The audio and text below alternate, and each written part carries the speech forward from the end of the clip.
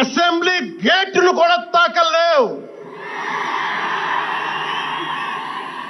అని మనల్ని ఛాలెంజ్ చేసి సరిచిన ఆ తొడల్ని బద్దలు కొట్టాం. ఏం చేశాం? బద్దలు కొట్టాం.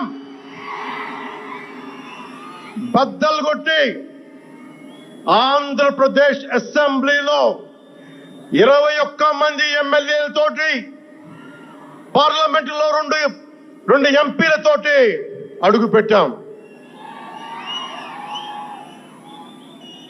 దేశమంతా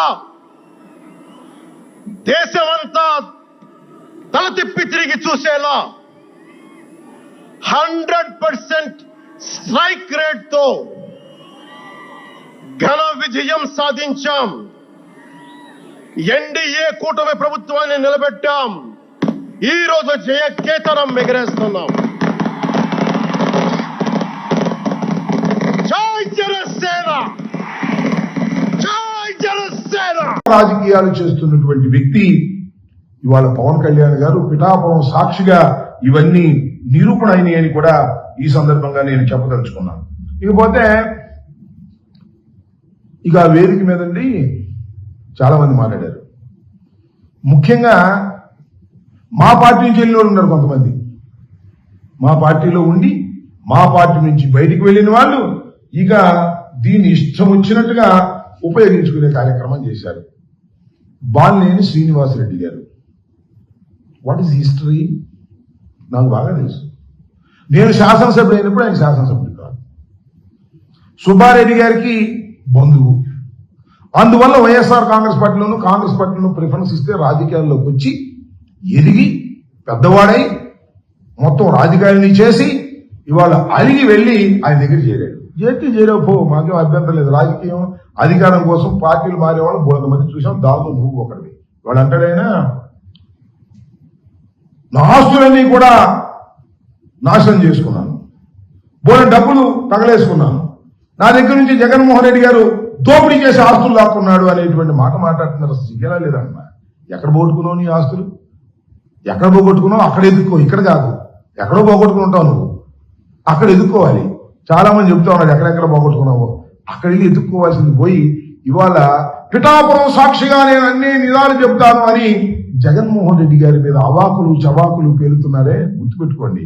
దానివల్ల మీకేదో పెరుగుతుంది అనుకోకండి. దానివల్ల మీ క్యారెక్టర్ డౌన్ అవుతుంది. మీరే కాదు, సాయిరెడ్డి గారితో కూడా చెప్తున్నా.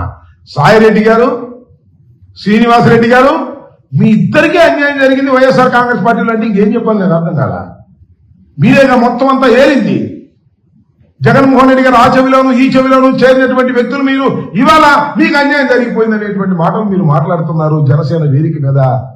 వారికి అట్టాకు సిగ్గు లేదు, మీకు సిగ్గు లేదు. సిగ్గు లేకుండా మాట్లాడుతున్నారు. అయ్యా పవన్ కళ్యాణ్ గారు, ఇలాంటి వారిని నమ్మి నువ్వు రాజకీయాలు చేస్తే శ్రీమద్ రమారమణ గోవింద్ అనే విషయాన్ని కూడా గుర్తుపెట్టుకోమని మనం చేస్తున్నాను.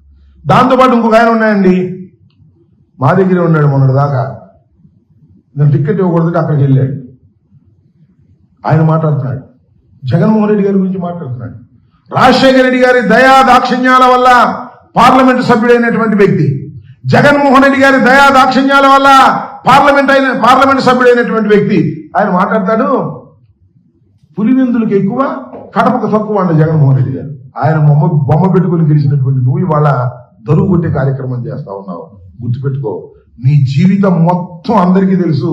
ఏదో వేదిక దొరికింది కదా అని రెచ్చిపోవద్దు, పిచ్చి పిచ్చిగా మాట్లాడొద్దని కూడా మనం చేస్తున్నాం. ఎప్పుడు ఇలాగే ఉండదు సార్. 4 సంవత్సరాల పరిస్థితులు మారతాయనే విషయాన్ని కూడా గుర్తుపెట్టుకోండి. ఇష్టం వచ్చినట్టు మాట్లాడి ఇక్కడేమో దరువు కొట్టడం, అక్కడికి వెళ్ళి ఎర్ర కన్నవా వేసుకొని ఇష్టం వచ్చినట్టు పవన్ కళ్యాణ్ గారి దగ్గర మాట్లాడేటటువంటి దుర్మార్గమైన రాజకీయాలు దయచేసి చేయొద్దు. అలా చేశారా మీకు భవిష్యత్తులో మోకలు మిగలవని కూడా ఈ సందర్భంగా నేను చెప్పదలుచుకున్నాను. ఈ పోతే ఇంకొక ఆయన ఉన్నాను, కొత్తగా అయ్యాడు ఎమ్మెల్సీగా, నాగబాబు గారు. ఆయన జగన్మోహన్ రెడ్డి గారి గురించి మాట్లాడుతున్నాడు. జగన్మోహన్ రెడ్డి గారు క్యామిడియన్ అంట. నువ్వు ఈయనేంటో నాకు అర్థం కాలా. అయ్యా, నువ్వు, మీ అన్న, మీ తమ్ముడు ముగ్గురు రాజకీయాల్లోకి వచ్చారు. మీ అన్న అట్ట చేసి కాంగ్రెస్ చేరి కేంద్ర మంత్రి అయ్యాడు. నువ్వేమో మీ అన్న మీ తమ్ముడు పవన్ కళ్యాణ్ గారు 16 సంవత్సరాలైంది శాసనసభకు రావడానికి టైం పట్టింది. అది కూడా ఏంటి, చంద్రబాబు నాయుడు గారు సంకెక్కితే అయ్యారు మీరు. ఆ తర్వాత మీకు ఒక ఎంబసీ వచ్చింది. ఓకే, బాగా ఉంది. జగన్మోహన్ రెడ్డి గారితో పోలుస్తారంటే, జగన్మోహన్ రెడ్డి గారు వీరోచితంగా పోరాడినటువంటి వ్యక్తి. జగన్మోహన్ రెడ్డి గారు ఢిల్లీ కోటని పగలగొట్టినటువంటి వ్యక్తి. పార్టీ పెట్టిన 10 సంవత్సరాలకే శాసనసభ్యుడిగా కాదు ముఖ్యమంత్రిగా అయి ఈ రాష్ట్రాన్ని 5 సంవత్సరాలు పరిపాలించినటువంటి వ్యక్తి. ఆయన తండ్రికి గాని ఆయనకు గాని భగవంతుడు దయ వల్ల ప్రజల ఆశీస్సుల వల్ల ఓటమి ఎరుగని ధీరులని మనం చేస్తున్నాం. వాళ్ళతో పోల్చుకుంటారండి మీరు, నాకు అర్థం కాల. మీరేదో ఇంకో మాట అన్నాడండి ఎవరు ఒక ఆయన, జగన్మోహన్ రెడ్డి గారంట రాజశేఖర రెడ్డి గారు కొడుకు కాకపోతే ఏమయ్యేవాడు, ముఖ్యమంత్రి అయ్యేవాడు అంటున్నాడు. నాకు తెలియగలుగుతానండి, చిరంజీవి గారు తమ్ముడు కాబట్టి మీరేంటి మీ పరిస్థితి? చిరంజీవి గారు మంచి సూపర్ హీరో అయ్యి, అది కూడా అల్లు రామలింగయ్య గారితో విజయం పొందిన తరువాత మంచి నటుడుగా పేరు ప్రఖ్యాతులు చేర్చుకున్నాడు. ఆ తర్వాత మీరిద్దరు కూడా ఆయన పేరు పట్టుకుని ముందుకెళ్లారు. మీరు ఇలాంటి మాట్లాడతారని నాకు అర్థం కాలేదు. రాజశేఖర రెడ్డి గారికి